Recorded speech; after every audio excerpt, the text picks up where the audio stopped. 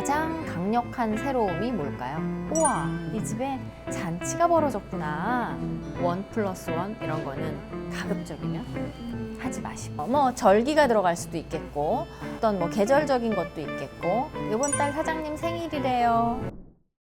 한 번 온 사람을 다시 오게 만들 방법을 두 분 다 고민을 하셔야 되는 거예요. 이거는 고객한테 내가 요청하지 않으면 고객이 알아서 올 때까지 기다리면 시간이 너무 오래 걸린단 말이에요. 그래서 그거를 내가 어떻게 요청을 할지, 한 번 온 사람을 다시 오게 하는 작업을 하셔야 되는데, 그걸 어떻게 요청할지를 계속 고민을 하셔야 되는 거예요. 사실은 보통 대부분 매장에서 쓰는 방법이 이벤트죠. 여러분, 이벤트는 뭐라고 생각하세요? 특별한 혜택? 특별한 혜택. 좀 바꿔줘야. 이벤트는 새로움을 알리는 게 이벤트예요. 근데 그 새로움을 알리는데 특히나 뭐 롯데마트 이벤트 1+1 이런 거 많이 하죠. 그다음에 가격 할인 행사 많이 하죠. 이런 것도 다 이벤트라고 하잖아요. 가을 이벤트, 크리스마스 이벤트, 추석 이벤트, 이렇게 할인 행사를 대부분 이벤트랑 엮어서 많이 해요. 근데 지금 회원님이 말씀하신 것처럼 이벤트를 그냥 할인으로 묶거나 1+1 해서 가격을 낮추는 걸로 가버리면 고객들은 혜택이라고 느끼지를 별로 않는다는 거죠. 그거를 너무 당연하게 생각되는 부분들이 어느 정도 있어서, 우리가 해야 되는 이벤트는 새로움을 알리는 이벤트를 해야 돼요. 근데 새로움을 알리는 것 중에서 가장 강력한 새로움이 뭘까요? 신메뉴예요. 우리가 신메뉴가 나왔어요. 신메뉴 출시 기념 이벤트 많이 보셨죠? 이게 고객들한테는 가장 뉴스예요. 샌드위치도 전반적으로 뭐 베이글, 식빵 이런 걸 전반적으로 다 이제 제가 드린 걸로 가지고 시작을 하실 건데, 오픈하자마자 짠 다 내놓는 게 아니라 이제 가지고 계시다가 한 달에 하나씩 신메뉴, 계속 신메뉴를 내면서 이제 이벤트를 하는 거예요. 이벤트는 지속적으로 꾸준히 새로움을 알리는 게 중요하거든요. 그러기 위해서는 앞에 명분이 들어가야 돼요. 올림픽에서 금메달 딴 선수가 있는데 그 집에서 만약에 음식점을 하고 계세요. 그러면 거기 엄마가 우리 딸이 올림픽 나가서 금메달 땄어요. 우리 집에 오세요. 내가 너무 기뻐가지고 2+1 해드릴게요. 이렇게 했어요. 그러면 손님들은 뭐라고 생각할까요? 우와, 이 집에 잔치가 벌어졌구나. 그래서 그 집에 가서 맛있게 감사한 마음으로 잘 먹을 거예요. 근데 어머니가 그런 말 쏙 빼고 속으로만 우리 딸이 금메달 땄으니까 내가 2+1 해야지. 그리고 앞단의 얘기는 하지 않고 그냥 2+1 내걸었어요. 그럼 손님들 입장에서는 어떻게 생각을 할까요? 이 집이 장사가 안 되나? 이렇게 생각을 한다는 거예요. 똑같은 이벤트도 명분이 있는지 없는지에 따라서 그렇게 달라진다는 말을 하고 싶었어요.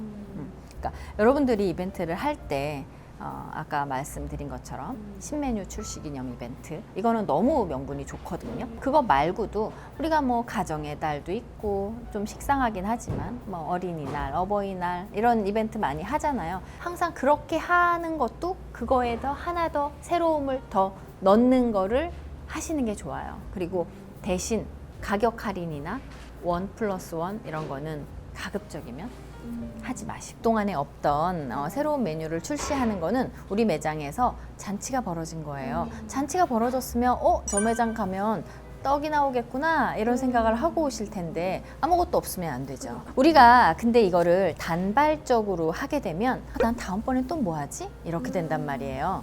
가장 좋은 거는 우리가 1년에 이벤트를 몇 번 하면 좋을까요? 12번. 좋아요. 12번. 12번 계획을 미리 짜면 좋죠. 11월이잖아요. 그럼 12월 달부터 내년 11월까지 내가 어떤 이벤트를 하면 좋을지 이벤트 캘린더를 한번 만들어 보는 거예요. 뭐 절기가 들어갈 수도 있겠고, 어떤 뭐 계절적인 것도 있겠고, 이번 달 사장님 생일이래요. 뭐 이런 것도 들어갈 수 있어요. 그러니까 이벤트는 무조건 우리가 생각했을 때 고객들이 새롭다라고 느끼고 혜택이 있다라고만 느끼게 할 수 있으면 반복적으로 해도 전혀 문제가 없어요. 우리 백화점 가도 1년 365일 할인 행사하지 않나요? 근데 그 세일이 명분이 계속 달라지는 거 눈치채셨나요? 계속 달라져요. 봄맞이, 가정의 달, 뭐 입학, 앞에 명분은 계속 달라지면서 세일을 한단 말이에요. 근데 우리는 가격 할인을 해주지 않을 거기 때문에 혜택을 몇 % 정도면은 고객들이 좋다고 인지할까요? 30%면 완전 땡큐고요. 20% 정도만 돼도 괜찮아요. 15%면 아 이거 뭐 혜택이 있는 거 맞아? 이렇게 느끼게 되는 거고 보통 20% 정도면 오 혜택이 있구나. 30%면 대박 이렇게 되는 거예요. 근데 그거를 반짝하고서 그렇게 계속 즉흥적으로 어떤 이벤트를 하려고 하면 스트레스 받을 수 있어요. 12개월 이벤트를 미리 계획을 짜는 거예요. 그래서 그거를 아예 공지를 해도 되고 직원들한테는 우리는 이렇게 계획을 짰어. 앞으로 우리는 이런 식으로 할 거야. 우리 다음 달 신메뉴는 이거고 그거에 나갈 때 혜택은 이거고 그런 거를 그냥 혜택으로만 끝나는 게 아니라 재방문도 유도해야 되고 추천도 유도해야 돼요. 계속 혜택이 추가가 돼야 되는 거야. 다시 온 고객들한테 혜택 줘야 되고 우리 객수를 늘리고 객단가를 늘려야 매출이 늘어나요. 우리는 지금 전략을 양쪽 다 전략을 세워야 되는 거예요. 그렇죠? 재방문도 유도해야 되고 어떻게 객단가를 높일 수 있을지에 대한 고민도 같이 하셔야 되는 거예요.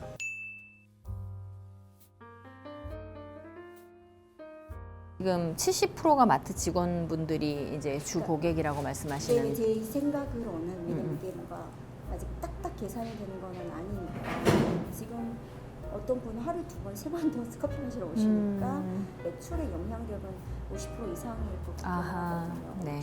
딱 왔을 때 뭔가 먹을 수도 있고 디저트도 먹을 수 있고 뭔가 이렇게 전체적으로 딱 와서 한 번에 해결을 할 수 있는 가게였으면 좋겠다. 그런 피드백이 있었나요? 마트 직원분들이? 아니요.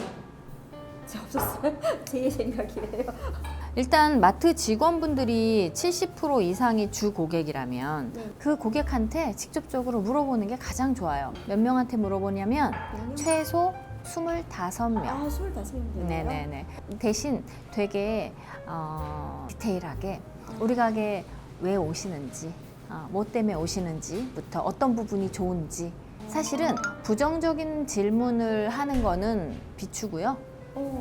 긍정적인 질문을 하시면서 이제 이런 새로운 메뉴 할 거예요 하면서 샌드위치도 서비스로 드리면서 네네. 이런 설문을 25분 할 때는 굉장히 진지하게 사장님이 직접 마주 앉아서 피드백을 받으셔야 돼요. 이거는 좋아요. 이건 표본을 뽑는 거기 때문에 그래서 우리 가게를 왜 오시는지 네. 어떤 부분이 좋은지 네네. 이제 아쉬운 부분은 사실은 제일 마지막 문항에서 한 가지 어떤 부분이 더 보완되면 좋겠어요 라는 거는 제일 마지막쯤에 질문을 하시고 가장 중요한 건 우리 가게를 왜 오시는지예요. 왜 오는지 제가 이유를 손님한테 직접 들으세요. 좋아요. 사장님이 추측하는 거하고 맞아요. 고객 입에서 나오는 게 전혀 다를 수 있어요. 그래서 그거를 25분의 표본만 뽑아서 한번 취합을 해가지고 분석을 해보면 아 우리 고객들은 이런 분들이셨구나. 그러면 우리는 이런 메뉴를 추가를 해야 되겠구나 라는 걸 그 질문 속에서 25명 정도한테 아마 그렇게 질문을 해보면 그 중에 한 5명 정도는 찐으로 아이디어 주시는 분들이 계실 거예요.